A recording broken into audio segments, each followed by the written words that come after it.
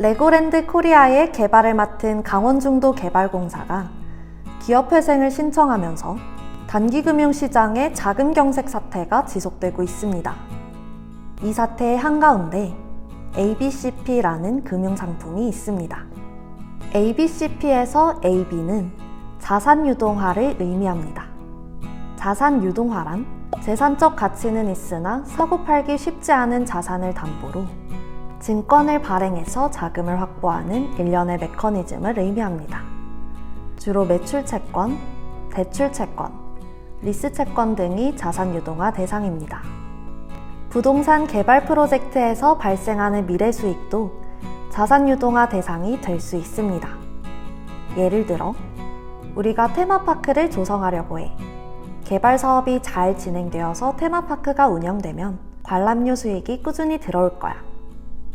이런 수익으로 차츰 돈을 갚을 테니 이 프로젝트의 사업성을 보고 미리 돈을 빌릴 수 있을까? 이런 식입니다.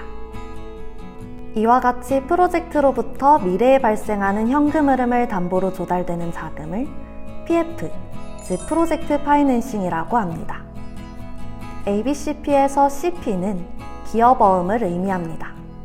기업어음은 본래 기업의 유동성 조절 및 조달 비용 절감 등을 위해 만들어진 단기 자금 조달 수단입니다. 만기가 3개월에서 1년 이내로 짧기 때문에 ABCP는 만기가 되어도 차환 발행되는 형태를 가지게 됩니다. 차환 발행이란 자금 수요가 지속돼 ABCP의 만기가 도래해도 원리금을 갚지 않고 또다시 ABCP를 발행하는 것입니다.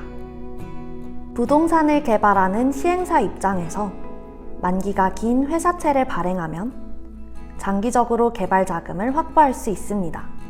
하지만 상법상 주식회사의 경우 사채 발행 한도가 순자산액의 4배로 제한되어 있기 때문에 자산 규모가 작은 시행사 입장에서는 부동산 개발에 필요한 자금을 충분히 빌릴 수가 없습니다.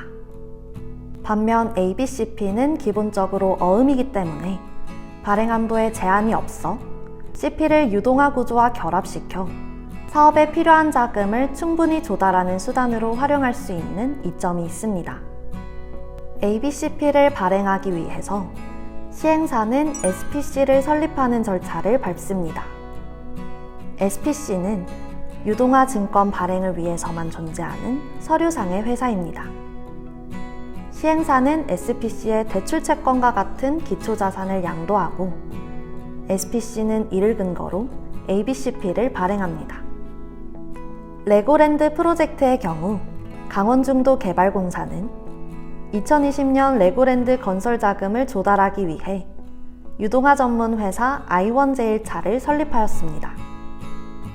강원중도개발공사는 I1제일차의 대출채권을 담보로 2,050억 원을 빌렸고 I1제일차는 이 대출채권을 담보로 자산유동화 기업어음을 발행했습니다.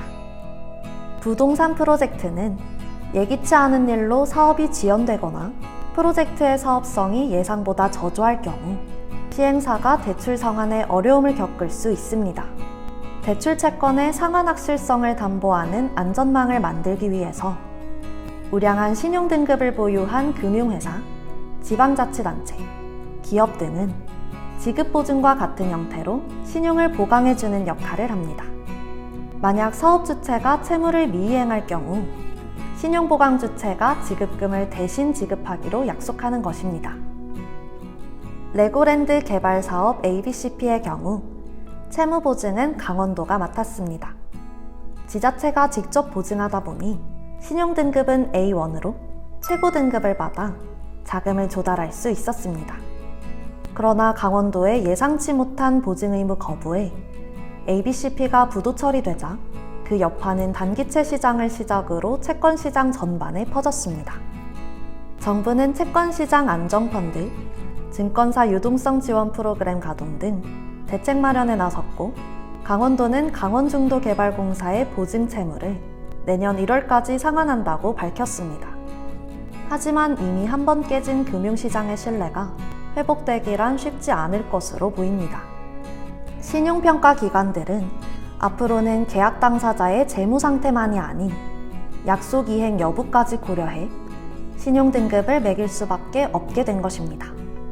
런던 증권거래소의 사자 형상의 문장에는 딕툼 메움 팍툼이라고 써 있습니다. 이를 직역하면 나의 말은 나의 맹약이다 라는 것으로 내가 한 약속을 철저하게 지킨다는 것을 의미합니다. 레고랜드 프로젝트의 ABCP 사태는 탄탄한 상호 간의 신뢰를 기반으로 하는 금융의 본질을 지키는 것이 얼마나 중요한지를 나타내는 사례라고 할 수 있습니다.